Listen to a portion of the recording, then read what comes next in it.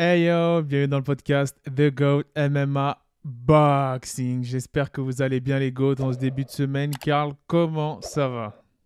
Ça va très bien pour moi, malgré un temps un peu spécial entre pluie et soleil. Et j'espère que tout va bien pour vous. J'espère que pour toi, tout va bien, Sigma aussi. Eh ben écoute, c'est vrai qu'avec le temps, on essaie de faire avec ces perturbations, mais ça va au top. Aujourd'hui, on va parler de MMA. Ça va faire presque un mois qu'on n'a pas parlé de MMA sur la chaîne. On était full box. Là, on revient en force pour l'UFC 275 qui aura lieu à Singapour et qui oppose des têtes. Là, clairement, là, c'est Glover Teixeira, brésilien, 42 ans, qui a marqué l'histoire et a réussi à obtenir cette ceinture enfin face au phénomène Jiri Prochaska. Donc on va commencer par, on va analyser les trois combats, les trois derniers combats de la carte, vraiment gros assez principaux, dont deux combats féminins. Et là, il y aura des fireworks, comparé à ce que les gens peuvent penser. Et on va commencer par le combat Zhang Weili, la revanche, et Johanna. Donc là, on peut voir que c'est Weili qui est favori pour ce combat-là, si je ne me trompe pas. C'est ça, les odds donnent Weili favori. Moins 160, ouais. Moi, je suis plutôt d'accord avec les odds. Elle sort d'une défaite contre Rose, mais dans leur première rencontre, celle qui avait gagné. On se Mhm. rappelle que c'était le fight de l'année, le combat de l'année. Elle avait gagné, c'était serré, mais bon, pour moi, c'est assez logique, surtout qu'elle est, je crois, devant dans les classements. Et surtout que Johanna n'a pas combattu depuis maintenant environ 2 ans. C'est surtout ça aussi. C'est un truc de malade, ça fait un moment qu'on l'a pas vu dans la cage. Elle était, comme les gens ont pu voir dans le Condamn, sur Instagram, elle vivait sa best life entre voyages, création de sociétés, d'associations. Donc c'est bien pour elle, tant mieux pour elle. Mais maintenant, là, elle fait face à une Zhang Weili qui est très concentrée, très focus, qui elle est restée justement sur le chemin de la combattante. Et est-ce que toi, tu penses que, on va dire, ce layoff, ce mini layoff là, va impacter cette pause, la performance de Johanna dans cette guerre face à Jean Goueli qui approche? Alors, ce qui est sûr, c'est que ça va impacter. Maintenant, le vrai débat, il est est-ce que ça va impacter en bien ou en mal? On sait qu'il y a des fighters qui ont besoin, euh, mentalement, même physiquement, de pause parfois dans leur carrière. Ça peut leur être bénéfique. Ils peuvent revenir voilà, euh, en meilleure forme. Ils peuvent avoir entre-temps réglé des soucis, tu vois, mentaux, dans leur vie privée, personnelle, etc. Donc, ça peut être bien, mais ça peut être aussi voilà, mauvais, comme on a le meilleur exemple avec Conor McGregor, où il y a trop de ring rust, où on n'a plus cette envie, on n'a plus cette niaque, où on est face à des combattants qui, eux, n'ont fait qu'évoluer pendant que nous, on a stagné. Et donc, je ne sais pas si ça va être bénéfique ou non, mais ce qui est sûr, c'est qu'il y a quelque chose qui a changé. Ça, c'est sûr par rapport au premier combat. Elle a dit, elle a précisé dans le countdown, pour ceux qui ont vu, que le combat face à Weili, le premier, l'a changé à jamais et surtout l'a changé pour le meilleur. C'est ça, ce combat-là l'a rendu meilleur. Est-ce que toi, tu penses que justement cette guerre-là où on a vu son hématome sur le front, c'était une guerre positive dans sa carrière d'art martial, d'artiste martial, ou ça a été une guerre qui est plutôt néfaste pour la suite de sa carrière? Sachant qu'on Bah a la écoute, réponse pour moi, samedi. pour moi c'est bénéfique pour les deux combattantes au niveau de l'expérience gagnée. Elles ont fait 5 rounds. Chaque round était, ça y allait. Tu apprends beaucoup dans ces guerres-là. Tu apprends beaucoup. En tant que combattant, combattante, il n'y a pas mieux pour gagner de l'expérience. Maintenant, ça use aussi physiquement. Ça, c'est la contrepartie. C'est que les deux, voilà, elles se sont usées physiquement, elles ont mangé beaucoup de dégâts. Johanna, elle ressemblait à un alien après le combat. Ouais, Elle avait un double dinguerie. hématome au front. En tout cas, je pense que c'est bénéfique. Les deux combattantes, elles se connaissent très bien. Les deux, c'est des très bonnes strikeuses, très agressives les deux, avec pas mal de puissance. Je pense qu'en pied-point, Johanna est quand même un peu devant, mais maintenant, en MMA, je pense que c'est très serré. Je pense que c'est un combat, ça va être comme le premier combat. Ça va être très difficile de sortir un pronostic pour ce combat-là. Je ne sais pas ce que toi t'en penses. Ouais, ça va être très très difficile. Et tu as dit quelque chose d'intéressant. C'est vrai que moi je trouve qu'en termes de style, de manière stylistique, ce combat-là, ce match-up favorise légèrement une Johanna. C'est-à-dire que Écoute, pour moi, Johanna, elle doit utiliser ses jambes pour ce combat. Elle ne peut pas rester qu'en anglaise parce qu'en anglaise, on a vu ce qui s'est passé. C'était quand même très serré en anglaise. Je pense qu'elle doit envoyer ses jambes. Moi, c'est mon avis. Je sais pas ce que toi t'en penses, mais vraiment en anglaise, c'était serré, hein. Ça se tapait en anglaise, hein. Bah, en fait, moi, je trouve que même en anglaise, eh ben, Johanna, elle peut avoir l'avantage, mais dans le premier combat, justement, j'allais dire qu'elle a été surprise. Elle a été surprise par la dureté et on va dire la férocité à casser la distance et la vitesse à casser la distance de Zhang Weili. Et maintenant qu'elle a cette information-là, je pense en analysant le premier combat, elle va un peu plus gérer la distance, rester sur ses gardes, vraiment frapper en rectiligne, éviter d'aller en guerre dans les échanges en intérieur parce que c'est surtout là qu'elle s'est fait toucher, qu'elle s'est fait vraiment dominer, on va dire, en termes de striking. Et ça, je pense que c'est pas nécessaire pour le deuxième combat. Je pense qu'elle peut éviter ça et vraiment l'outstriker. Je pense que c'est la stratégie qu'elle va devoir et qu'elle va, je pense, implémenter dans cette revanche-là. Et ça peut lui donner la victoire.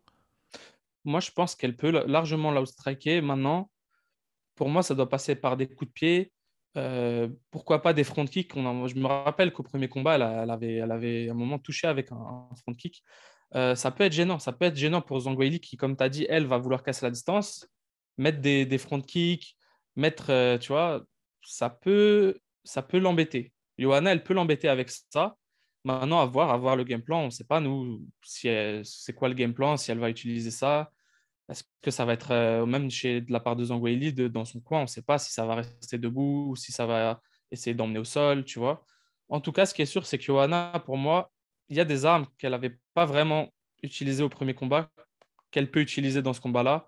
Bon, après, c'est facile de parler. C'était quand même une très grosse guerre. Je pense qu'elles sont y allées au cœur, surtout dans les derniers rounds. Il n'y avait plus vraiment de stratégie, tu vois. Mais Mm.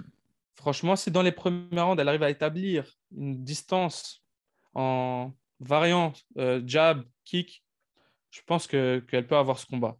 Je pense qu'elle peut l'avoir. C'est intéressant ce que tu dis. Alors moi, malgré tout ce qu'on vient de dire là, je t'avoue que quand je prends, parce que les gens savent, les GOATs de la chaîne savent très bien que moi j'aime beaucoup prendre en considération l'aspect mental de chaque fighter à l'approche d'un fight. Et je pense que là, Zhang, elle a été vraiment trop locked in, beaucoup trop concentrée vis-à-vis de son adversaire. Et je pense qu'elle peut, et elle va, selon moi, ça c'est mon pronostic, prendre ce combat-là. Et là, c'est dur de finir une Johanna. Mais moi, je vois possiblement quelque chose de choquant. Je vois possiblement un finish au deuxième round. Parce qu'en fait, l'intensité que Zhang va apporter et la pression qu'elle va mettre, je ne sais pas si le focus. Là, on retrouve une Johanna qui a été très occupée, hein. On a pu voir que c'est une Johanna qui a. Je ne sais pas si l'entraînement c'était primordial dans ses occupations. Alors que De ce pour qu'elle Zhang. a dit, elle s'est entraînée. Elle n'a Ouais, pas arrêté l'entraînement. Maintenant, on et sait ça se très voit bien qu'il y a physiquement. entraînement et Voilà. entraînement. On sait qu'une prépa pour un combat et un entraînement voilà, du quotidien pour rester en forme, c'est pas la même chose. Surtout pour un combat à ce niveau-là, hein. Parce que là, pour moi, c'est un combat niveau title fight, hein. Voilà. C'est vrai que c'est quand même. On a beaucoup de doutes. Quand on est dans le top 5 et qu'on ne combat pas pendant 2 ans, il y a quand même beaucoup de doutes qui s'installent, en tout cas pour des gens qui analysent comme nous. Maintenant, voilà, Johanna, c'est une des plus grandes strikers de la KT. Ouais. Maintenant, pour moi, j'ai peur aussi, si Zhang Weili se sent en danger, j'ai peur qu'elle essaye de l'amener au sol. Et j'ai bien peur que dans les 2 derniers rounds, ça puisse être efficace, tu vois, pour marquer des points et prendre le combat sur les points. Moi, à l'inverse de toi, je vois une décision partagée en faveur de Zhang Weili. D'accord. J'ai bien peur qu'aucune des deux combattantes ne tombe déjà, parce que j'ai vraiment l'impression qu'elles sont très, très dures à mettre KO. Enfin, Rose a mis KO les deux, hein.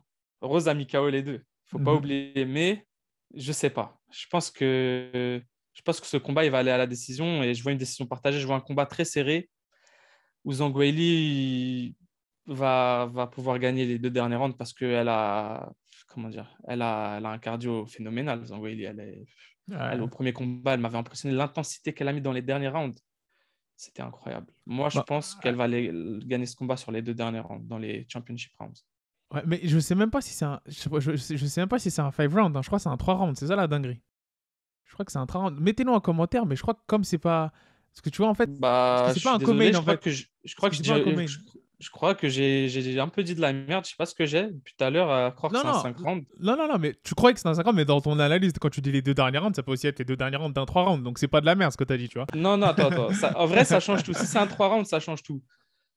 Mais ça change pas le fait que je pense que Zhang Weili, tu vois, est plus explosive et plus cardio. Maintenant, 3 rounds, je pense que Johanna, elle les a largement. Genre, Mais je pense pas qu'elle va faiblir en 3 après rounds. j'ai des doutes. Hein. En commentaire, mettez-nous hein, les GOAT parce que voilà, on peut se tromper. Moi, j'ai pas revérifié, je vous avoue. Donc, Non, non, je je pense pense que que c'est c'est un un 3 3 rounds rounds. parce que c'est le 3. Enfin, c'est pas, il n'y a pas de ceinture en jeu de toute façon. Ouais. Mais ouais, non, je pense que je dis n'importe quoi tout à l'heure. Je sais pas pourquoi je m'étais dit en tête que c'est un. non, Bah, je pense que non. c'est l'ampleur du combat. Tu Bah, vois.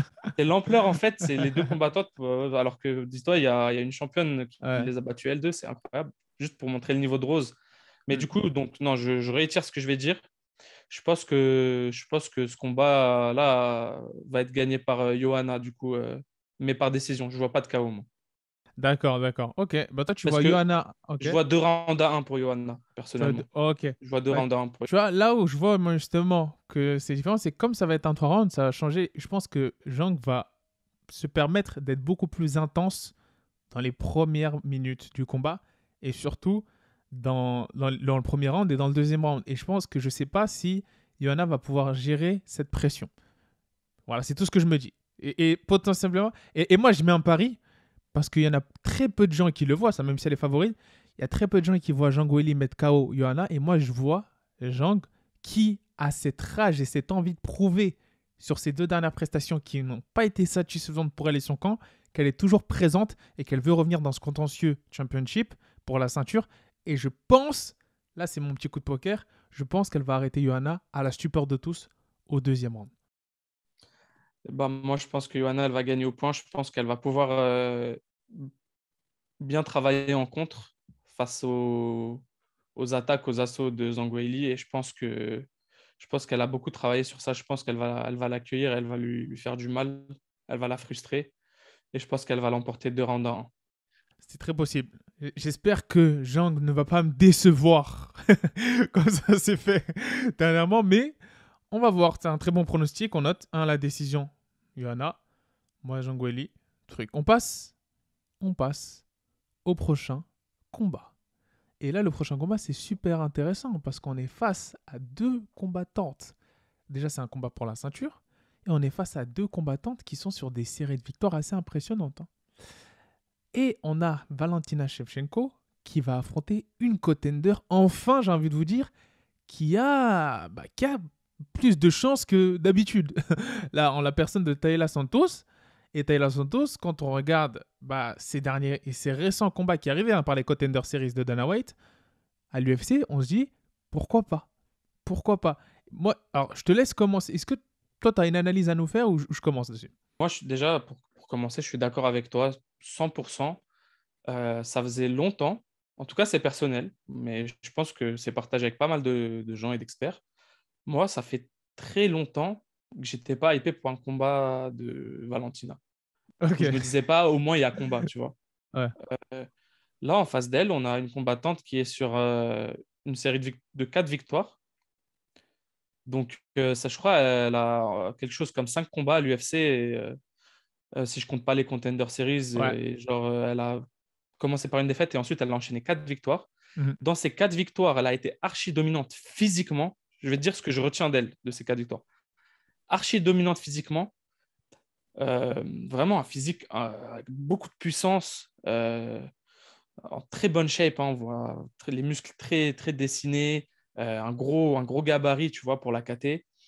Ouais, elle a dominé physiquement, au corps à corps, au clinch, très bon clinch, clinch dur, un peu vraiment old school brésilien, des gros coups de genoux, même en grappling au corps à corps, tu vois.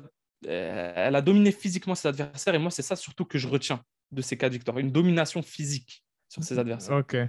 Maintenant, voilà, elle est pour moi aujourd'hui face à la GOAT incontestée chez les femmes, voilà, dans le D'accord. MMA, mais mondial. On est dans la numéro 1 mondiale Je suis féminine pour moi. d'accord. Je suis d'accord. Donc, je ne sais pas ce que toi t'en penses, mais pour moi, pardon, Valentina reste très très favorite, mais elle a quelqu'un d'intéressant face à elle. Ça va être intéressant à voir. Je partage ton analyse. Hein. Et là où ça va être intéressant, moi je trouve justement, tu as souligné cet aspect physique, c'est dans les phases de clinch. Dans les phases de clinch, ça va être super intéressant parce qu'on sait que les deux sont puissantes. Et Shevchenko, elle m'avait surpris moi dans son dernier combat, où elle avait dominé notamment André et d'autres personnes en phase de clinch, et c'était extrêmement surprenant. Là, est-ce qu'elle va réussir à faire la même chose avec Taylor Santos? J'ai hâte de voir ça. Mais c'est sûr qu'en striking pur, pour moi, elle est largement au-dessus. Elle vient justement du pays de ses guerriers et de ses guerrières, un Kirghizistan, là où il y a même Bivol qui a détrôné un Canelo, enfin qui a battu un Canelo. C'est vraiment un pays de combattants, enfin c'est vraiment une région de la Russie de combattants.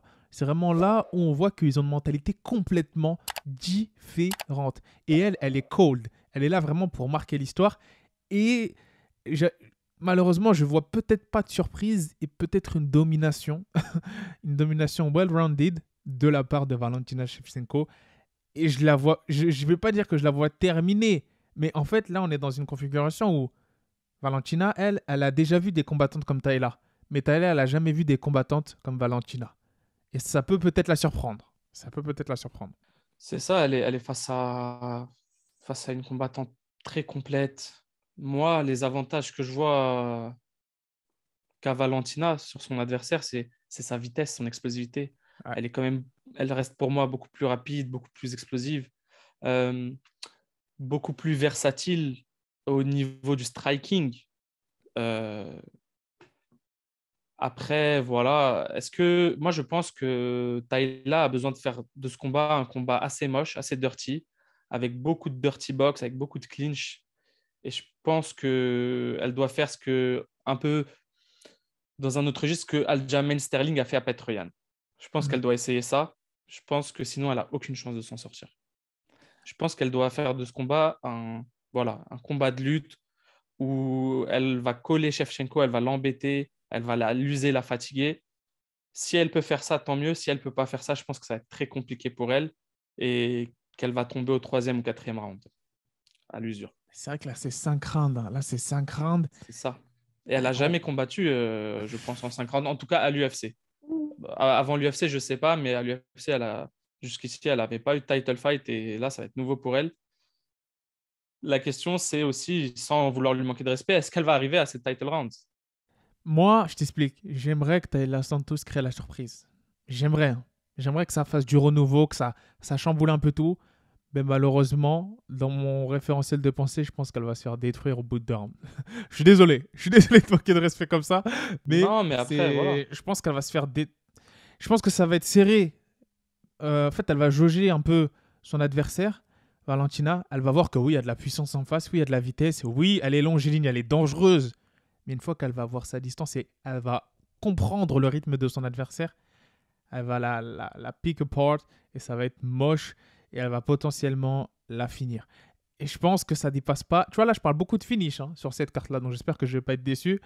Mais je pense que justement, ça va pas arriver au troisième round. Je pense qu'au troisième round, on aura une Tayla Santos qui aura été éprouvée et qui potentiellement va tomber sous la fatigue, à moins qu'elle me surprenne et qu'elle ait une condition qui tienne. Mais justement, Valentina, elle a trop d'armes, et donc je vois un finish à arrêt de l'arbitre ou, je sais pas, soumission au TKO au troisième round de Valentina.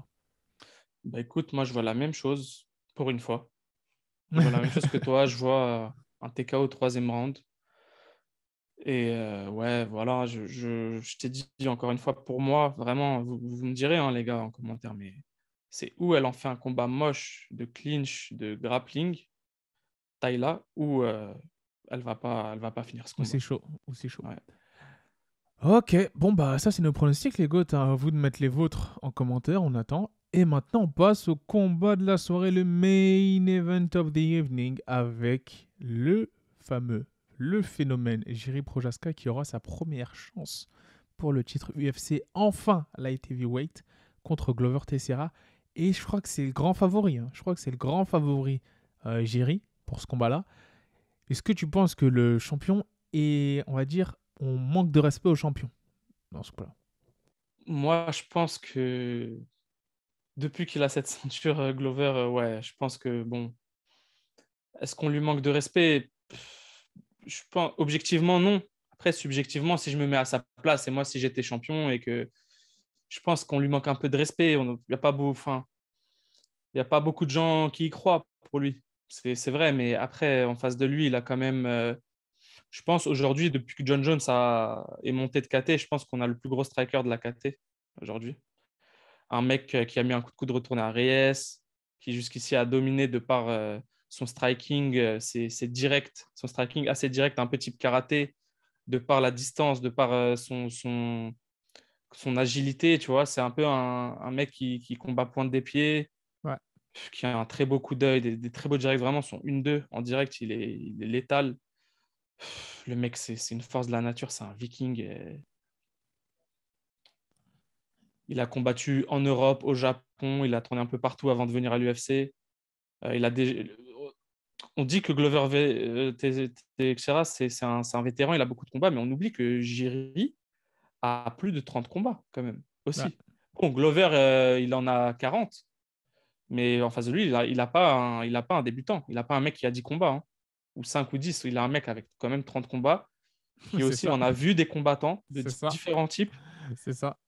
Et pour moi, il a la jeunesse, il est dans son prime face à malheureusement un très bon combattant, certes, mais qui est en fin de carrière, qui très très bien pour lui, vraiment content pour lui, a eu cette ceinture en fin de carrière, alors qu'il avait échoué auparavant face à John Jones il y a très longtemps. Il a eu cette deuxième chance, il a réussi.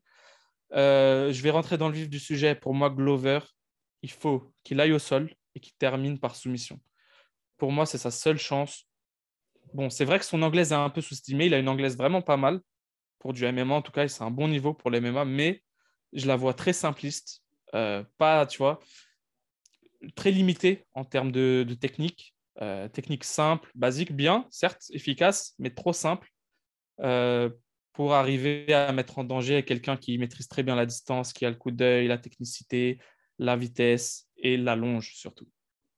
Pour moi, soumission ou sinon il va perdre cette ceinture Glover. C'est intéressant ce que tu dis. Alors moi, mon analyse, elle est simple.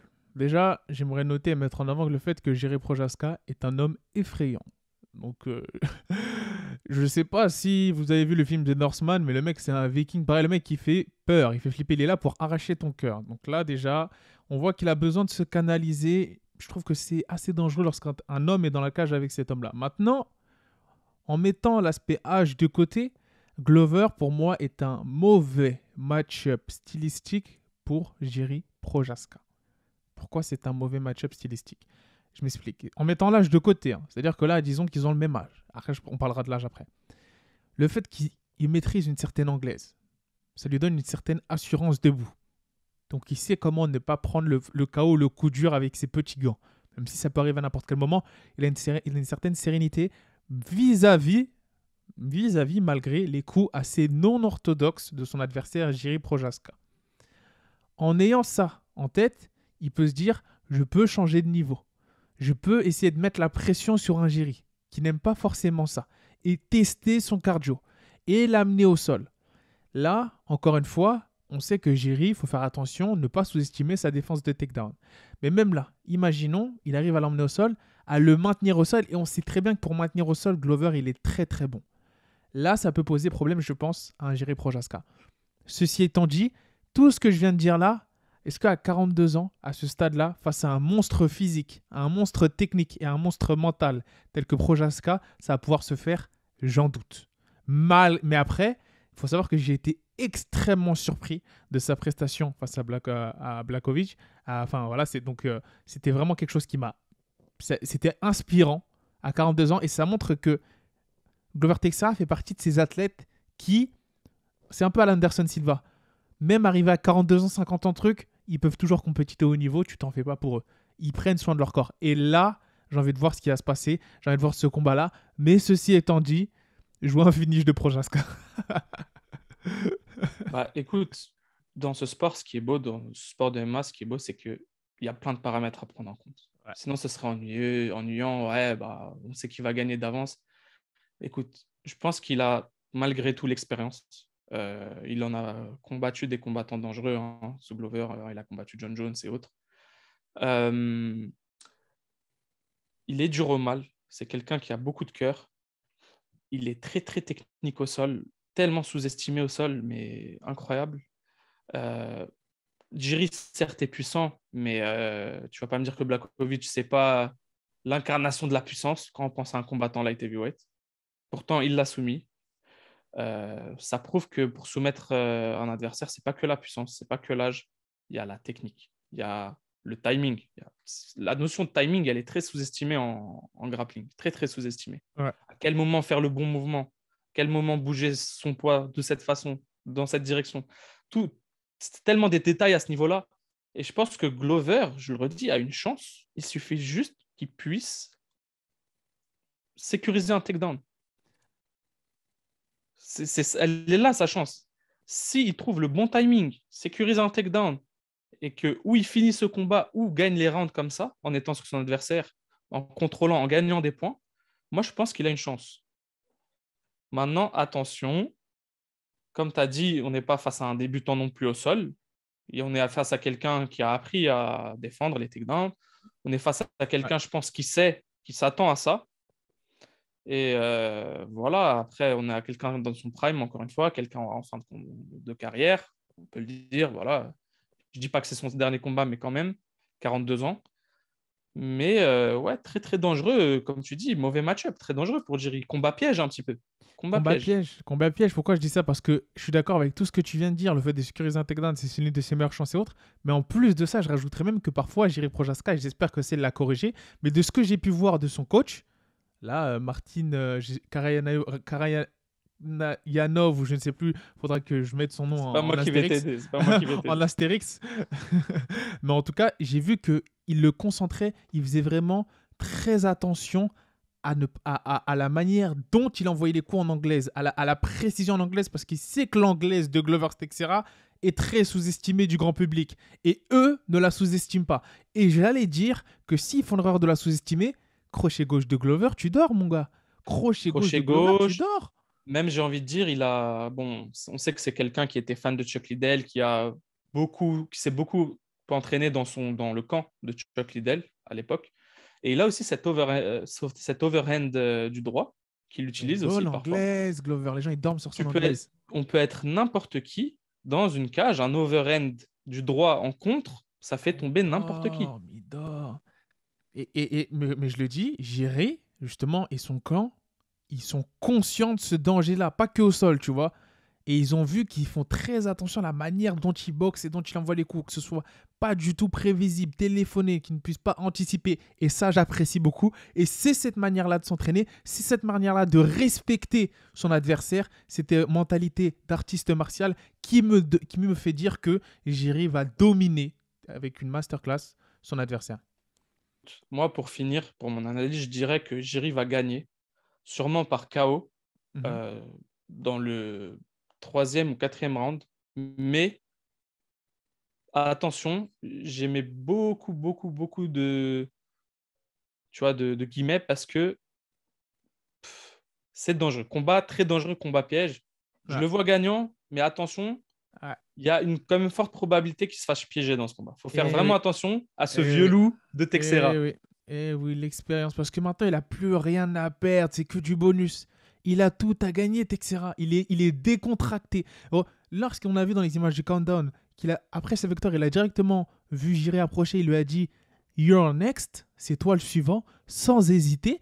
Ça montre qu'il est là juste pour kiffer, affronter les meilleurs et voir jusqu'où son corps peut aller. Et c'est ça qui fait de lui qu'il est extrêmement dangereux.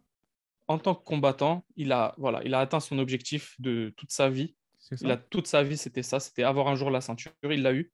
Maintenant, comme tu dis, c'est que du bonus. Et il y a quoi de plus dangereux que quelqu'un qui n'a plus rien à perdre? C'est un Il n'y a truc de rien de plus dangereux. Donc, attention, euh, moi, je dis l'anxiété est du côté de Jiri, quand même, et bien de sûr, son camp. bien évidemment. L'anxiété est de ce côté-là. Ceci, après avoir dit tout cela, je pense quand même qu'il va l'arrêter moi au deuxième round.